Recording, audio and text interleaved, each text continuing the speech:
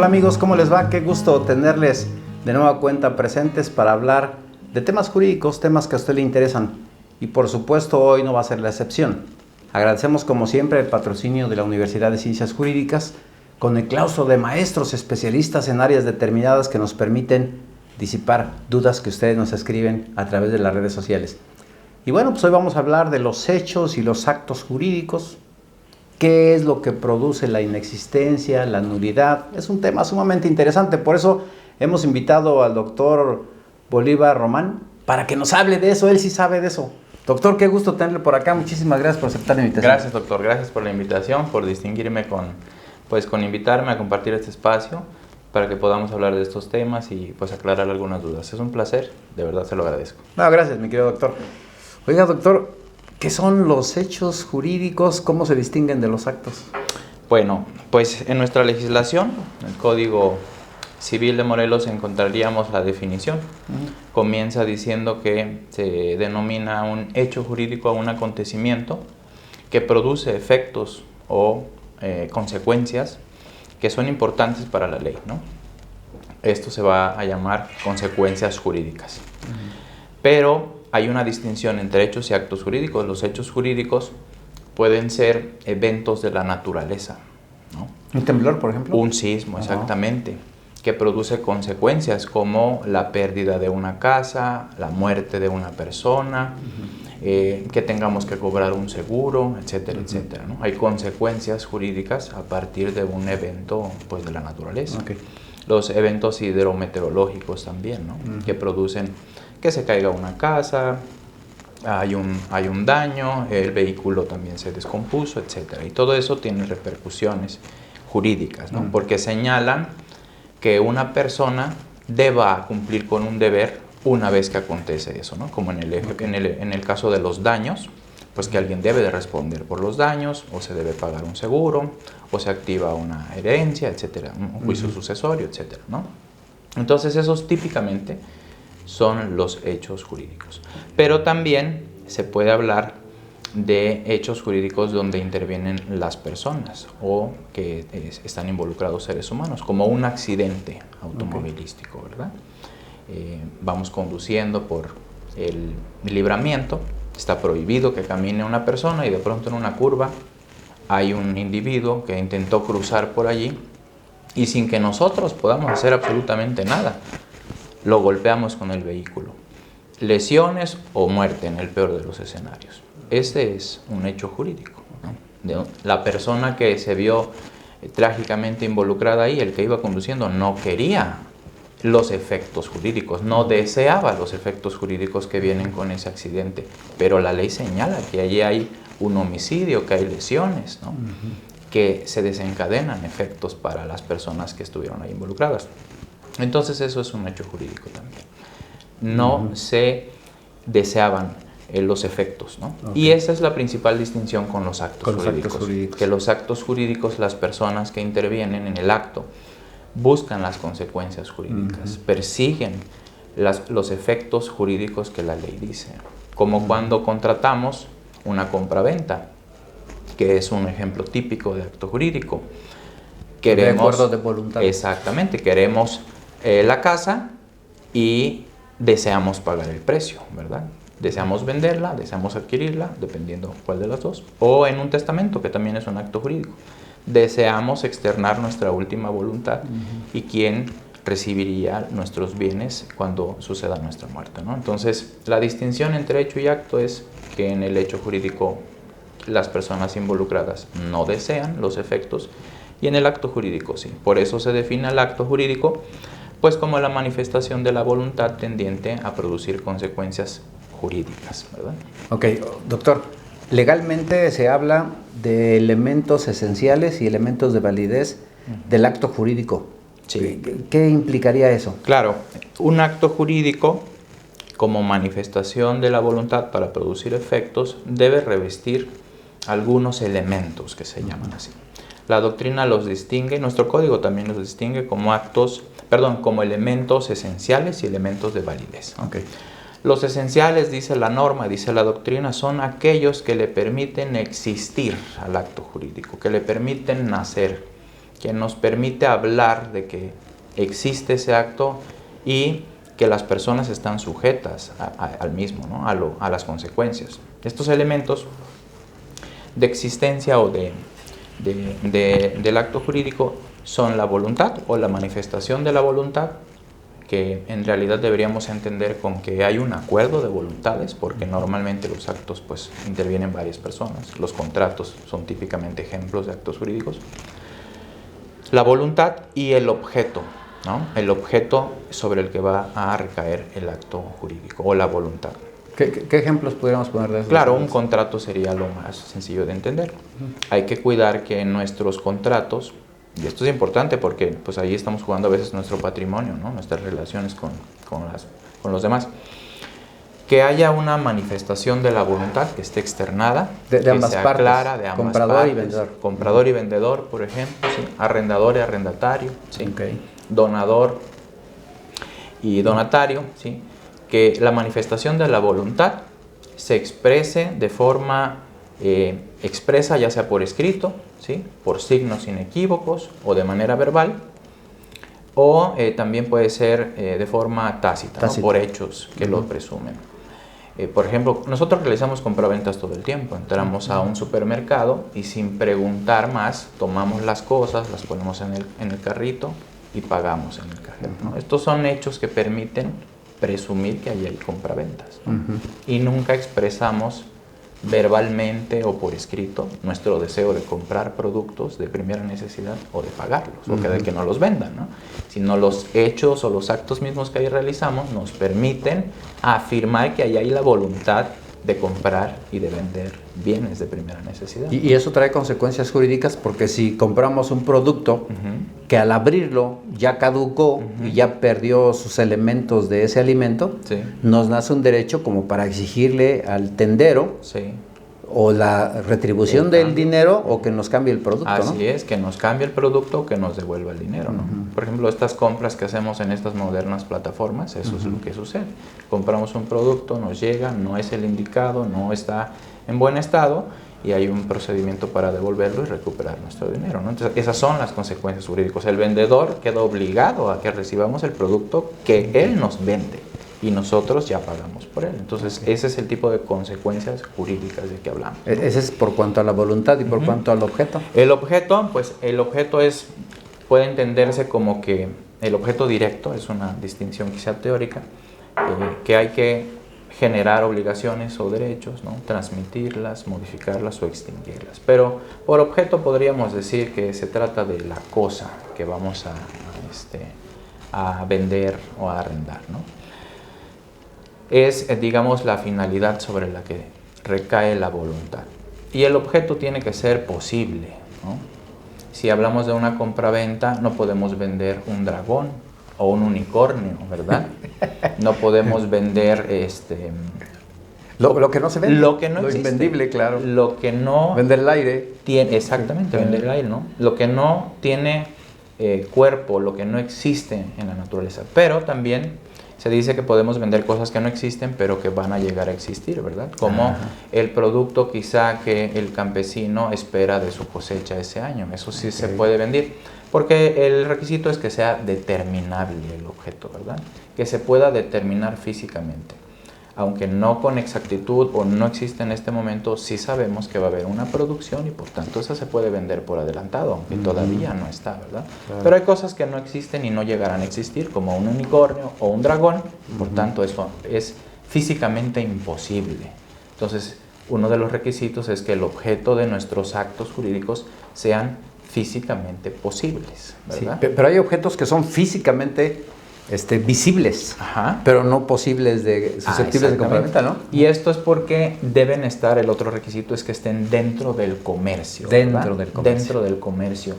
Hay bienes de la nación, por ejemplo, ¿no? Una estatua, una bandera, el zócalo capitalino, la reserva de la biosfera de la Candona. Esos no están dentro del comercio, no se venden. Entonces tienen corporeidad, están presentes allí, los vemos, los apreciamos por los sentidos, pero no son objetos de actos jurídicos, porque son bienes que no están dentro del comercio. Solamente aquellos que están dentro del comercio, los que podemos intercambiar libremente, son los que pueden ser objeto del acto jurídico. Entonces, que no nos engañen, ¿verdad? Que no nos quieran vender algo, que no nos quieran transmitir algo que no está dentro del comercio, ¿no? Que no nos quieran vender el sol. También el sol, ¿no? O el tercer punto, que no nos quieran vender algo que jurídicamente no es posible, porque también debe ser el objeto estar dentro del comercio, ser físicamente posible y jurídicamente posible. Y esto quiere decir que no haya una norma de derecho público que prohíba que eso se transmita o se venda, vamos, ¿no? Que participe de un acto jurídico. Muy bien. Doctor, en el supuesto de que en un acto jurídico, como el que estamos mencionando, se prevea una falta de voluntad o inclusive que el objeto no sea lícito, ¿cuál es la consecuencia de la celebración de ese acto? Sí, bueno, ahí la ley señala que hay una sanción y esta sanción es la inexistencia del acto jurídico, ¿no? Entonces, la inexistencia del acto jurídico es la consecuencia de que nos falte uno de los elementos de existencia. ¿Se requiere declaración judicial? Sí, en este caso, bueno, en realidad cada vez que tenemos uno de estos problemas siempre vamos a acudir a un juez, así que en el fondo siempre va a haber una declaración, ¿sí? Antes se podía decir que había inexistencias de pleno derecho, es decir, que nunca necesitaba la intervención de una autoridad para que dijera no, este acto jurídico no existe, pero lo cierto es que cuando tenemos un problema las personas acuden a un juez y el juez termina diciendo no existe y por tanto los efectos de la sentencia será que se restituyan las cosas.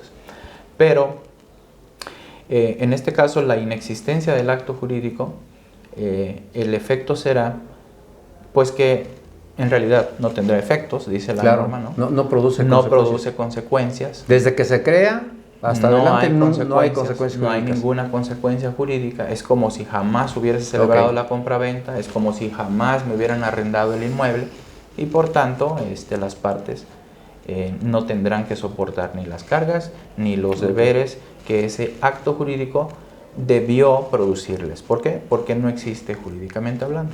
No hay voluntad, no hay objeto de derecho. Objeto.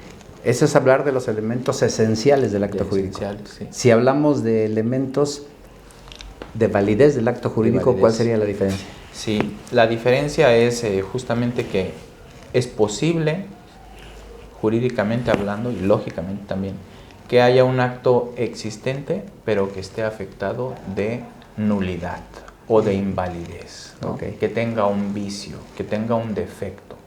Yo puedo celebrar un contrato de compraventa que existe, que en efecto declaramos la voluntad y que esté afectado de un vicio de la voluntad o que tenga una nulidad relativa, porque le falta la forma escrita, ¿no? Dice la ley que tendrá que ser por escrito un contrato después de cierto monto, ¿no? Un inmueble definitivamente siempre es por escrito ante notario público. Pero ese contrato puede existir si declaramos, si nos pusimos de acuerdo en el objeto y en el precio, ¿no? La compraventa es perfecta si nos ponemos de acuerdo en el objeto y en el precio, en este caso la casa y el precio, aunque no nos pongamos de acuerdo en hacerlo por escrito.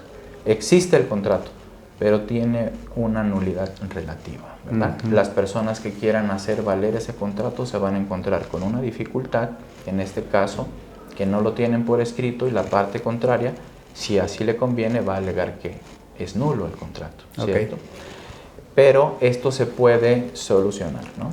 Porque tiene una nulidad relativa y el efecto de que falte un elemento de validez es es el de la nulidad. En cambio, si faltara un elemento de existencia, como podría ser la solemnidad en el matrimonio, ahí el efecto es distinto, ¿no? En el matrimonio se dice que la solemnidad es uno de los elementos de existencia también, es un acto solemne porque se tiene que hacer ante el oficial del registro civil, ¿no? Y si no tenemos esa solemnidad, el acto no existe y no produce sus efectos jurídicos, ¿no? Entonces, yo pude casarme en la playa con mis amigos hace 10 años y si no estuvo el oficial del registro civil, pues ese matrimonio en realidad no existió nunca y nunca tuvo efectos jurídicos. A ver, este tema está muy interesante, doctor. Si en el supuesto de que no existió la solemnidad en un matrimonio es inexistente, pero ahí está el acta. Entonces, yo tengo que pedirle a un juez que declare la inexistencia del acto jurídico como tal y como consecuencia la nulidad del acta. La nulidad del acta del registro civil solamente estará si va el oficial, si se celebra ese matrimonio ante el oficial del registro civil, ¿no? Si no está esa acta, entonces se presume que no estuvo la solemnidad que requiere ese acto, ¿no? Sí, pero si la solemnidad no se materializó en su conjunto, aunque lo haya celebrado el oficial del registro civil, y lo puso en un acta. Y lo puso en un acta. Si está en el acta, entonces ya se presume que ahí quedó la solemnidad, porque el único que, digamos, tiene a su disposición esas actas, pues es el oficial del registro civil. Si logramos que esté en un acta del oficial del registro civil, puede que ya no se revista todo este protocolo, ¿no? De toda la formalidad, epístola, de Melchor Ocampo, todo esto, ¿no? Pero vamos, el acta ya da testimonio de que la solemnidad se cubrió por cuanto al matrimonio, ¿no? Que está celebrado ante el oficial del registro civil, porque allá aparecen sus firmas abajo. Sí, es que hay casos muy interesantes que bueno, se han hecho virales inclusive, donde por amiguismos con el oficial de registro civil de algún lugar, se hace constar un matrimonio que no se llevó a cabo. Ah, ya veo. Okay. Sí, que no, y a veces no solo por falta de solemnidad o por falta de voluntad, porque yo no di mi voluntad y pusieron a otro que dijo que era yo, pero ahí está un acta. Sí, no, entonces ahí sí definitivamente se tiene que demandar, ¿no? Y debe haber un pronunciamiento de una autoridad que dice ese matrimonio que está hecho constar en esa acta, ¿sí? Pues es inexistente en realidad, como elemento de existencia la solemnidad que no se revistió, ¿sí? O incluso porque no se expresó la voluntad, como en esta hipótesis. Alguien más firmó por mí, nunca hubo declaración de la voluntad y por tanto el acto es inexistente, pero no por lo solemne, sino porque no se expresó, la voluntad. Así es. Ok, ¿sí? Entonces los elementos de validez son vicios en la voluntad. Vicios en la voluntad, la forma, la capacidad y la licitud en el objeto fin del acto jurídico, ¿sí? Ok, ¿ejemplos de eso, doctor? Claro. Bueno, nuestra legislación en México señala que los actos jurídicos se pueden celebrar por personas que tienen capacidad de ejercicio. Okay. La capacidad de ejercicio se adquiere cuando cumplimos la mayoría de edad, ¿no? Esta aptitud o esta idoneidad para celebrar contratos, convenios, para entrar en relaciones laborales, etc. Okay. Esa es la capacidad de ejercicio. Entonces, uno de los requisitos para que los actos jurídicos sean válidos es que nosotros, cuando los celebremos, tengamos esa capacidad, es decir, que ya hayamos cumplido los 18 años. Si no tenemos esos 18 años, el acto se dice existe, pero está afectado de una nulidad relativa. Y se dice que es nulidad relativa porque se puede convalidar, se puede solucionar, ¿no? Para no introducir demasiados términos técnicos. Okay. Es algo que se puede arreglar, ¿no? Faltó la capacidad. Celebré el contrato cuando tenía 17 años, pero hoy que tengo 18 años es mi voluntad ratificarlo. Quiere decir, expreso de nuevo que es cierto lo que hace un año quise contratar, el acto jurídico que quise llevar a cabo, y entonces el acto se confirma, se purga ese vicio, ese defecto que tenía, y el acto tiene sus efectos jurídicos como si jamás hubiese existido este problema, ¿verdad? Entonces la capacidad es uno de los elementos de validez.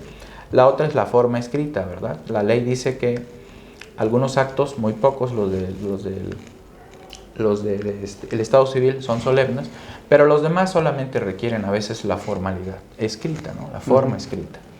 En este caso, una compraventa de un inmueble puede existir porque se pusieron de acuerdo de forma verbal las personas en el precio y en el objeto, pero falta la formalidad escrita. ¿Qué quiere decir? Que debemos redactarlo en una escritura ante un notario, ¿no? En otros contratos, quizá en otros actos jurídicos, por ejemplo el testamento, nos requieren también que esté ante un fedatario, ante un notario, ¿verdad? Si falta ese requisito de la forma, el acto también se puede decir que está afectado de nulidad, pero de nuevo es relativa. ¿Por qué? Porque las partes, quienes intervienen en el acto jurídico, pueden decir, bueno, no está expresado de forma escrita, pero lo puedo expresar de forma escrita para que se convalide.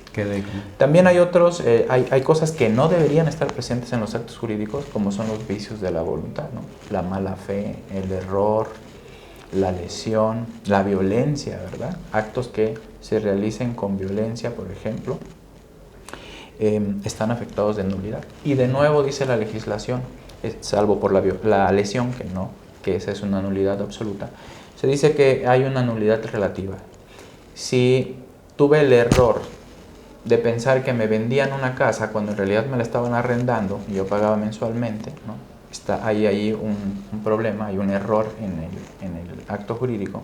Ese contrato es nulo, pero si yo convalido que en realidad sí era compraventa en lugar de arrendamiento, entonces surte sus efectos la compraventa. El único elemento que no se puede convalidar, no se puede arreglar, es el de la nulidad absoluta, ¿verdad? Cuando hay una ilicitud en el objeto o motivo fin.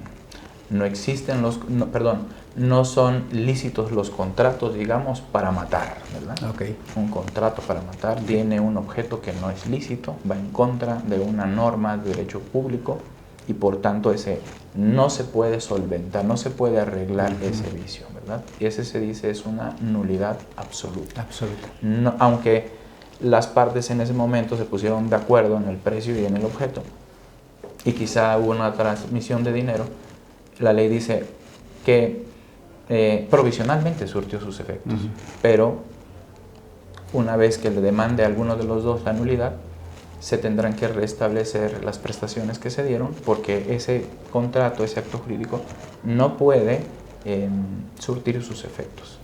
Tiene un obstáculo imposible de vencer, como es la ilicitud en el objeto, ¿no? Ok, oiga, doctor, la Corte ha dicho que la diferencia entre los elementos esenciales y de existencia de un acto jurídico es netamente formal. ¿Así lo considera usted? Es quizá la distinción entre solemnidad y forma, ¿verdad? Parece que es lo mismo, solamente que la forma lo dice una vez la ley, que es para ciertos actos, y la solemnidad para otros. Yo creo aquí también que sí son cosas que pueden ser equiparables, porque en el fondo se trata de anular el acto jurídico y de restablecerse las prestaciones que se dieron al final, ¿no? Aunque teóricamente se ha dejado la inexistencia para los elementos esenciales y la nulidad para los elementos de validez, ¿no? Supongo que esta es una discusión todavía abierta, no se termina, ¿sí? Y va a pasar tiempo antes de que nos logremos poner de acuerdo, porque en la historia del derecho siempre han sido así las cosas, ¿no? Pero creo que desde el punto de vista práctico y por los efectos, creo que pueden ser distinciones teóricas, aunque en el fondo lo que intentamos es anular los efectos del acto jurídico y que las partes o los que intervinieron se restablezcan las prestaciones que se han dado. Perfecto, eso es lo que debe interesarle a nuestro público. Sí. El saber que si hay un vicio dentro de una declaración de manifestación de voluntad para crear consecuencias jurídicas con alguno de los elementos que ha planteado el doctor, es susceptible de acudir a un tribunal para que se declare su inexistencia o inclusive su nulidad. Así es, ¿verdad? Así es. Siempre hay una manera de que a lo mejor podamos obtener la restitución de las prestaciones cuando o es inexistente o es nulo el acto y somos quienes estamos afectados. ¿Sí? No, doctor, que gracias por la cátedra. No, de primera. Órdenes, yo creo que nos ha quedado muy claro hoy que no todas las celebraciones de algún acto jurídico necesariamente tienen que dar consecuencias jurídicas a favor o en contra. Ya escuchamos al doctor. Doctor, muchísimas gracias. A sus órdenes, doctor. Gracias por la invitación. Es un honor tenerle aquí. Y por supuesto, gracias. Como siempre, también es un honor que usted nos acompañe en Aprendiendo Derecho. Nos vemos porque usted hace posible este tipo de programas. Hasta la próxima. Hasta luego.